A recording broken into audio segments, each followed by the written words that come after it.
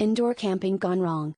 So last Friday, my friends and I decided that we were too old, too broke, and far too attached to Wi-Fi to go real camping, so we settled on the next best thing, indoor camping in my living room.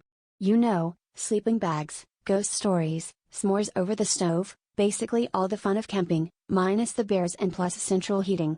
The only thing missing was a tent, so naturally, we borrowed my roommate's 4-person tent from the closet. This is where it all started to go sideways. Setting up a tent indoors, it turns out, is more complicated than you'd think.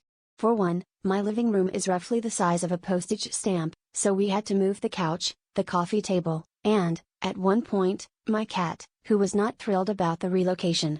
The instructions may as well have been written in ancient Sumerian. We had poles in the kitchen, stakes under the rug, and before I knew it, guy lines running from the TV stand to the lamp, from the bookshelf to the ceiling fan, and, somehow, looped around my left ankle. By hour 2, the tent looked less like a cozy campsite and more like the aftermath of a particularly enthusiastic game of cat's cradle.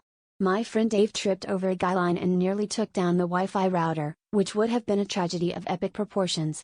Meanwhile, every time someone tried to adjust a pole, another corner of the tent would collapse, and the air was thick with the kind of language that would make a sailor blush. At one point, my cat tried to climb the tent, only to get tangled and emerge looking like a furry marionette.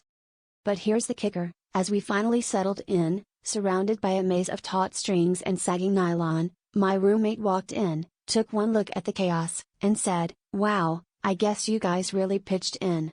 But next time, maybe stick to a blanket fort, those have fewer guy lines than a barbershop quartet."